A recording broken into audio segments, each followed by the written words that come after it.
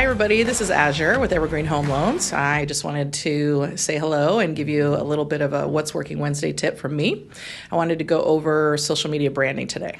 So a few things that I wanted to go over is obviously we're all doing social media, we are posting it all the time, but we don't really have a lot of direction. I can speak for myself.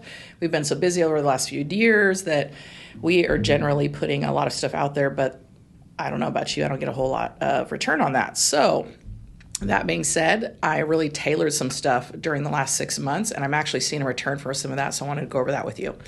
First things first, you want to figure out what you want your brand to be. What do you want people to see you as a potential customer? Because they are snooping us on social media, that's guaranteed. So I would go through all of your socials, go back to the dawn of time on those and remove anything that's off brand. And I'm sure if you guys go back 3 years, you probably have a drunken golf video that maybe should be omitted and saved to you view only, some of that stuff, and just really tailor your brand. This is the time to do it while you have the time. Some examples of niches that I would, suggest is maybe if you want to lean in hard on construction, commercial, self-employment, getting people approved that are normally getting turned down, whatever that niche is that you kind of want to really hammer home, I would focus on that and make that the majority of your work posts, at least on a several month long stretch before you start fading into something else, because not everybody's going to see your information.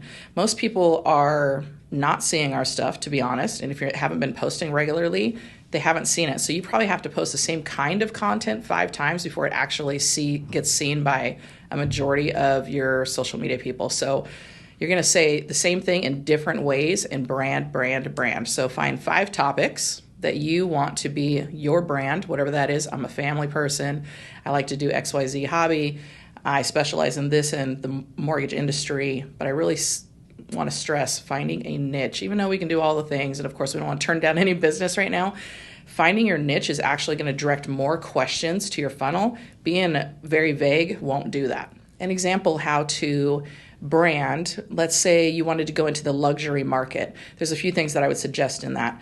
Find the areas where those kind of people are eating dinner, doing stuff like that, and do posting regarding, hey, I'm at XYZ Steakhouse, or I'm golfing at blah, blah, blah clubhouse, and all these things that really is in line with someone who's going to have some money and buy those, higher end homes. Really know the counties where those are in.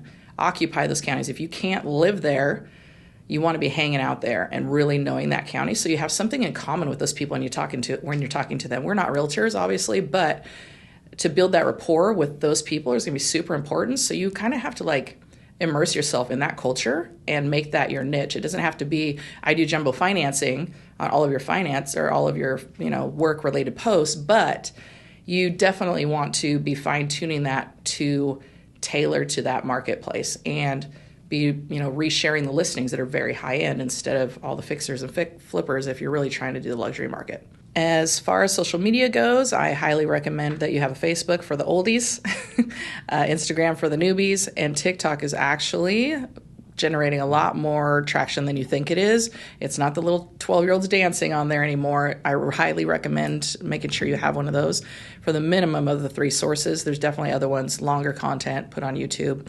I think there's several people that do really well generating leads and business from YouTube directly. So I think if you have time to invest in something like that's great. I'm not personally using it, so I'm not going to pretend I am, but I think that's a good idea for everybody to look into. I think everybody is trying to be a little bit more conscious of where we're spending our money, our marketing dollars, all of that. If you guys do not know, Instagram is trying to compete with TikTok right now. And because of that, they have the reels going out and just really sending out your content far and wide. Add some hashtags on there, and you can definitely pick up some clients that have to pay for advertising. So I think that's really important to be utilizing Instagram right now for that use. Do a little research. There's whole YouTube videos on how to tailor your content on there. So I'd recommend to spend a little time doing that. But I think you should really be looking at Instagram Reels. You can also, repurpose that information, share it on Facebook. I would not recommend creating a video on TikTok and resharing it on Instagram because they're limiting your outreach because of the watermark from TikTok. You want to make sure that you're creating the video. You can send it to all the different sources using the same video, but do not create it where it's watermarked with one of the others and reshare it because they limit the the reach for those. So these days, generally, shorter is better. The attention span of people is getting lower and lower and lower. I just actually had a conversation with someone who was saying that they literally can't even watch TV shows anymore. They get stuck on their phone watching TikTok. So definitely consider some of these things that you might consider not in your age group if you're older and demographic, because other people are definitely using it. One other pro tip that I'm going to go ahead and give you too is it's very important to be super consistent with what you're posting time-wise. So I'm posting on my stories 3 times a day. Sometimes it's me just doing it 3 different stories first thing in the morning before I do anything else, which I don't recommend getting on your phones first thing in the morning. I actually should do that in the afternoon. Recommend it. Anyways, but I get on there, I get those done and out of the way, and then maybe once or twice I put a post up of content that I think is going to age well. The other ones are like shorter term content of, hey, I had a fancy dinner, it's part of my brand or whatever. So that kind of stuff ages out, goes bye-bye, but I'm using stuff that's going to still be doing well 6 months from now as a post. So lastly, don't get too hung up on what you're posting. I don't want to tell you that the brand has to be so well thought out.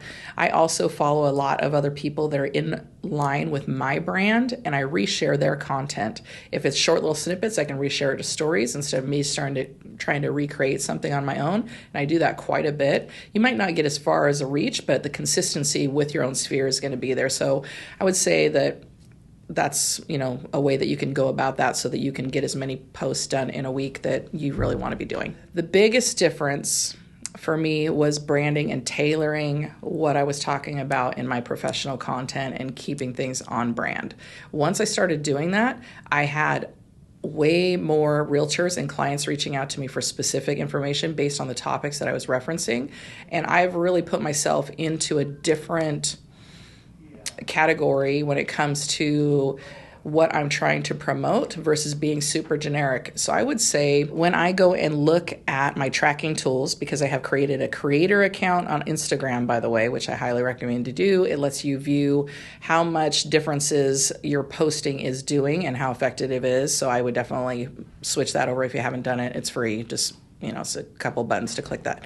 But when I look at that, I'm up 30% in my engagement, and I would say I'm probably getting 4 to 6 appointments set on a monthly basis from social media alone that I was maybe getting 2 appointments set per year before. So it was a really huge difference for me. I hope it works for you, and if you have any questions, reach out to me. Thanks.